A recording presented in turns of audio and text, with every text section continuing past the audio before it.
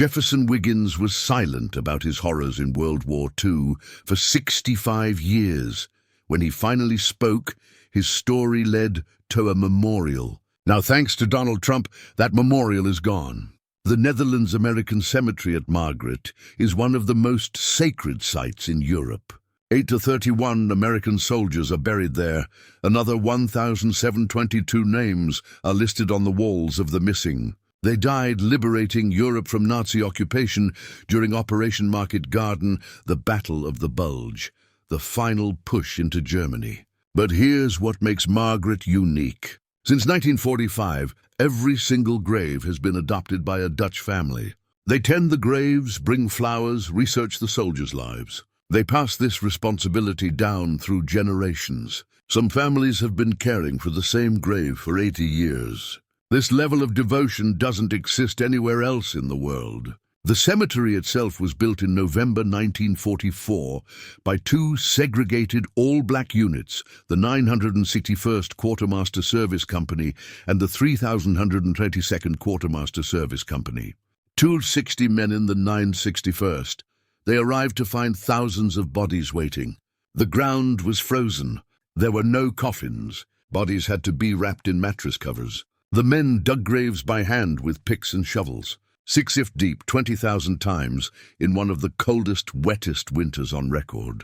The psychological toll was devastating.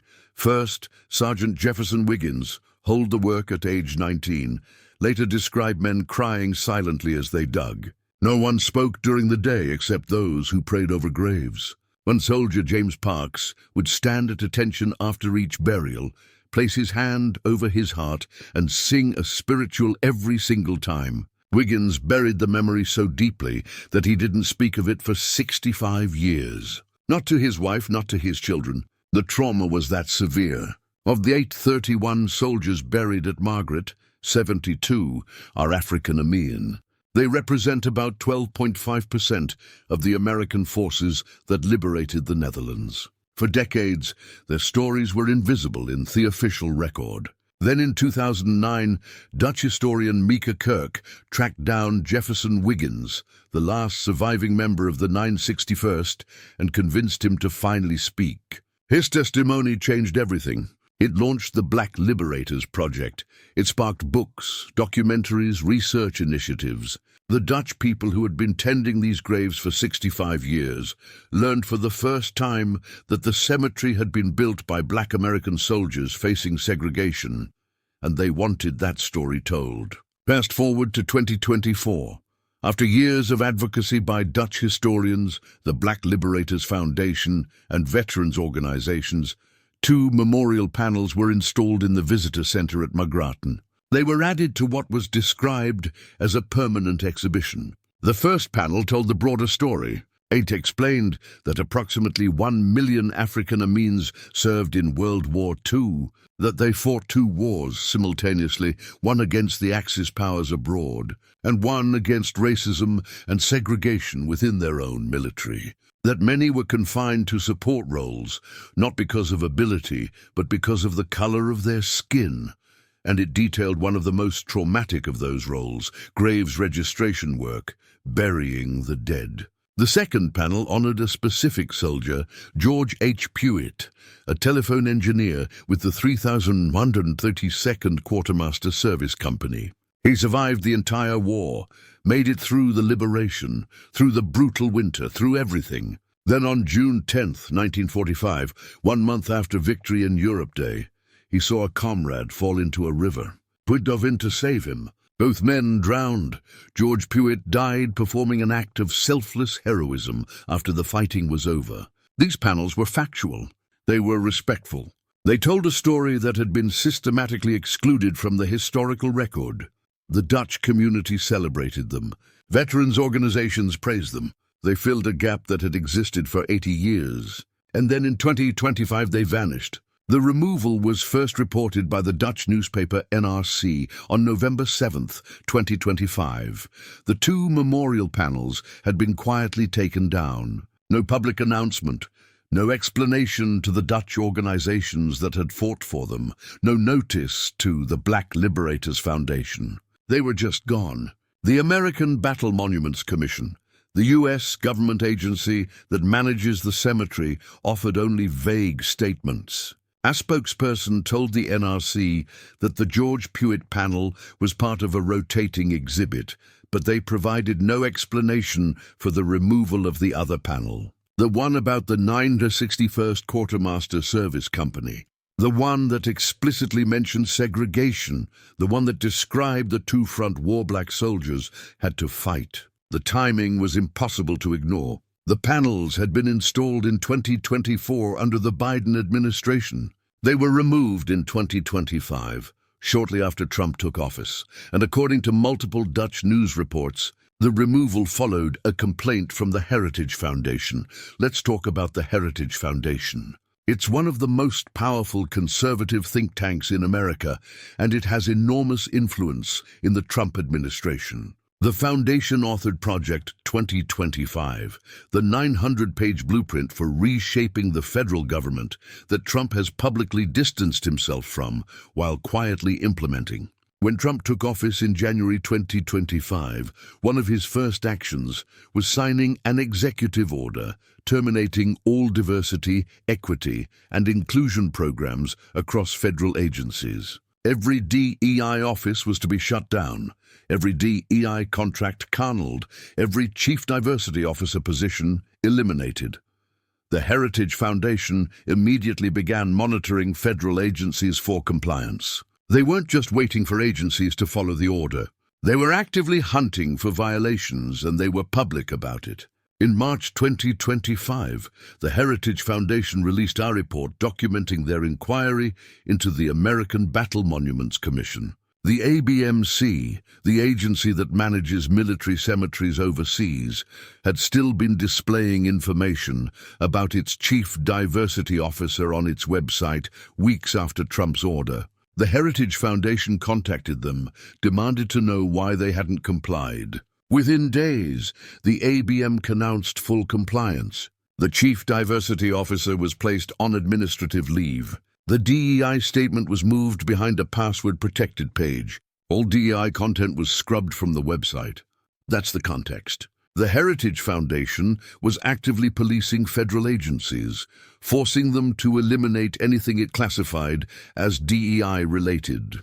And then, according to Dutch news reports and academic researchers tracking this issue, the Heritage Foundation filed a complaint about the Margarton panels. The complaint allegedly argued that the panels violated Trump's executive order, that they were divisive, that they represented woke ideology, and the panels disappeared. Here's what's so insidious about this. The panels didn't express opinions. They stated facts that are documented in military records, oral histories, and academic research. We know the U.S. military was segregated during World War II and that black soldiers faced systematic discrimination within the armed forces. It's known that black soldiers were disproportionately assigned to service roles, including graves registration, and that the 961st and 3,132nd Quartermaster Service Companies built Netherlands American Cemetery. We know the work was psychologically traumatic and that George H. drowned trying to save a comrade on June 10, 1945. None of this is disputed. None of this is controversial among historians. It's simply what happened. But the Heritage Foundation classified it as diversity ideology, and the Trump administration removed it. Professor Kees Ribbons, senior researcher at the NIOD Institute for War, Holocaust and Genocide Studies in the Netherlands, told the NRC he was shocked by the removal. At the same time, he said it fits with the Trump administration's policy targeting diversity and inclusion programs. Think about what that means. Acknowledging that black soldiers faced segregation is now considered a diversity program. Stating that they were assigned traumatic work because of their race is now classified as divisive. Honoring a black soldier's heroism, like George Pewitt's sacrifice, is apparently too woke to be allowed in a federal cemetery. The message is clear. If history makes people uncomfortable, erase it. Their response in the Netherlands has been swift and intense. Theo Bovens, chairman of the Black Liberators in the Netherlands Foundation, condemned their removal. Bovens isn't just a left-wing activist. He's a prominent conservative politician, leader of the Christian Democratic Appeal Party, and a former governor. He said the lack of attention paid to black liberators is truly insufficient and announced he would raise the issue with the new US ambassador to the Netherlands. 11 political parties in the provincial states of Limburg, representing nearly the entire political spectrum, have demanded action. They've asked local governments to investigate whether a temporary memorial can be erected to honor the Black American liberators while the panels remain removed. Dutch historians who spent years uncovering these stories are outraged. Mika Kirks, who tracked down Jefferson Wiggins and wrote the book From Alabama to Margaret, expressed shock. Sebastian Von, who co-founded the Black Liberators Project, echoed her concerns. Veterans organizations have condemned it. The Adoption Foundation that manages the Grave program has spoken out, because to the Dutch this isn't politics. This is memory. This is gratitude. For 80 years, they've honored these soldiers. They've tended their graves. They've researched their lives. They've treated this cemetery as sacred ground. And when they learned that it had been built by black soldiers facing segregation, they wanted that story honored alongside the rest. They fought for those panels to be installed. And now, an American political organization has successfully lobbied for their removal. Here's what makes this particularly stark. The Trump administration removed panels honoring black soldiers who fought against fascism. Meanwhile, Trump signed an executive order which allowed the return of a massive Confederate monument to Arlington National Cemetery. That monument was removed from Arlington in 2023 after years of controversy. It depicts enslaved people as willing, happy servants. It shows a loyal mammy character nursing a white baby. It shows an enslaved man marching off to war alongside his Confederate master, portrayed as a faithful servant rather than a person held in bondage. The monument was designed to promote Thelost cause mythology, the false narrative that the Confederacy fought for noble principles and that enslaved people were content with their condition. It's propaganda. It's historically dishonest, and it glorifies an army that fought to preserve slavery. Trump wants it back in Arlington National Cemetery. He's called its removal ridiculous and ordered it restored. So let's be clear about what we're seeing. Factual panels about black soldiers who faced segregation while fighting fascism removed. A Confederate monument that glorifies slavery restored. Panels that acknowledge racism classified as divisive. A monument that romanticizes the Confederacy considered appropriate. The story of Jefferson Wiggins and the 961st Quartermaster Service Company erased. The myth of the loyal slave celebrated. This isn't about reducing divisiveness. This isn't about moving beyond identity politics. This is about controlling which version of history gets told. The American Battle Monuments Commission has maintained that the removal was simply a scheduled rotation of temporary exhibits, that it was routine, that it had nothing to do with politics. But that explanation falls apart under the slightest scrutiny. First, the panels were described as part of a permanent exhibition when they were installed in 2024. Not temporary, not rotating, permanent. Second, if this was a planned rotation, why wasn't the public informed in advance? Why was there no announcement about what exhibits would replace them? Why did the ABMC only offer vague explanations after the Dutch press broke the story? Third, why would you rotate out the only panels in the entire visitor center that tell history of the men who built the cemetery? What possible logic justifies removing that specific piece of history? And fourth, the timing. The panels were installed under Biden, removed under Trump after the Heritage Foundation filed a complaint, after the Heritage Foundation had already successfully forced the ABMC to eliminate its DEI programs. That's not routine. That's political pressure. That's censorship. Here's what visitors to Margaret won't see anymore. They won't read about how Jefferson Wiggins and 275 other black soldiers were crammed below deck on a troop ship while white soldiers enjoyed the comfort above. They won't read about how these men dug 20,000 graves in frozen ground, breathing in the smell of decomposition for months, some of them crying as they worked.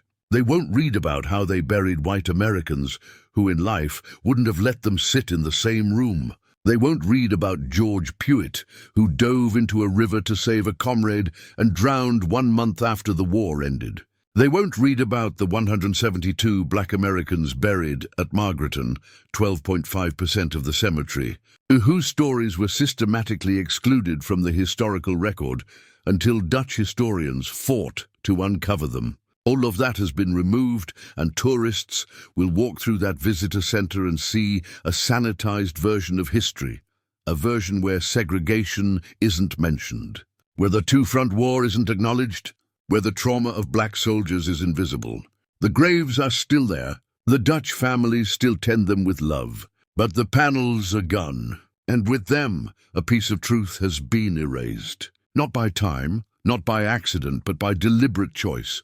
There's a broader pattern here that extends far beyond one cemetery in the Netherlands. Since taking office, the Trump administration has systematically targeted any acknowledgement of racism in American history. The executive order banning DEI programs explicitly prohibits federal agencies from promoting what it calls divisive concepts, including the idea that the United States is fundamentally racist or that any race is inherently oppressive.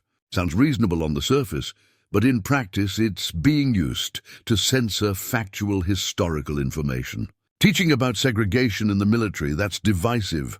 Acknowledging that black soldiers face discrimination, that's promoting racial division. Honoring the specific contributions of black service members, that's identity politics. The administration has gone after museums, historical sites, educational programs. Anything that explicitly names racism as a historical force is being classified as woke ideology and targeted for elimination. And it's working.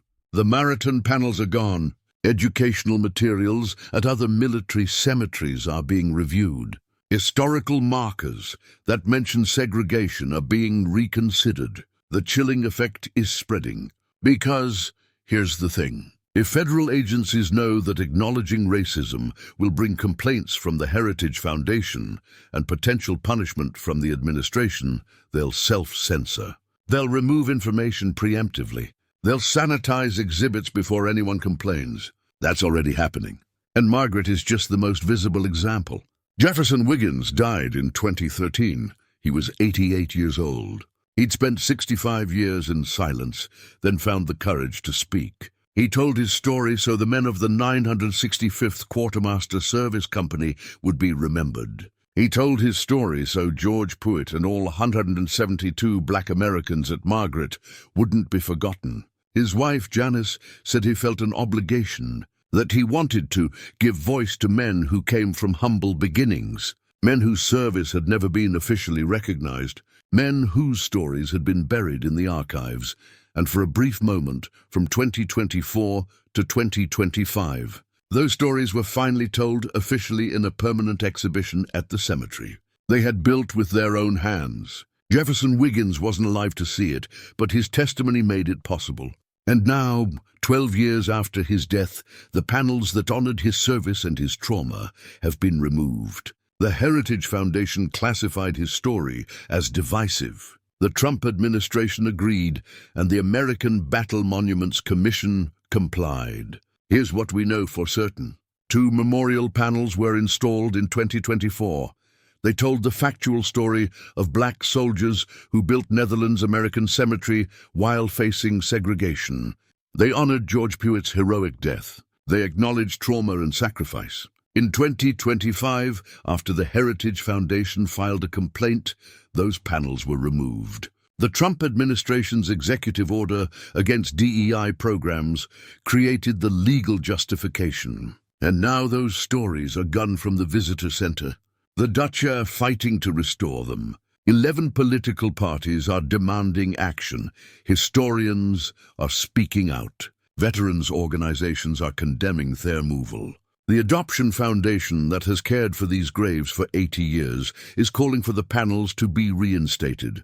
But the US government under Donald Trump has decided that acknowledging segregation is too divisive, that honoring black soldiers who faced discrimination is woke ideology, that telling the full truth of American history is unacceptable. And so the panels remain removed, and Jefferson Wiggins's story has been silenced again. The graves at Margaret are sacred ground. Every soldier buried there gave their life for freedom. But the men who dug those graves, who worked in frozen ground, who wrapped bodies in mattress covers, who buried their trauma for 65 years, they've been erased from the official record. Not because their story isn't true, not because it isn't important, but because someone decided it was too uncomfortable to tell. That's the silence at Margaret. And it's a choice the Trump administration made deliberately. But we won't forget them, not now, not ever.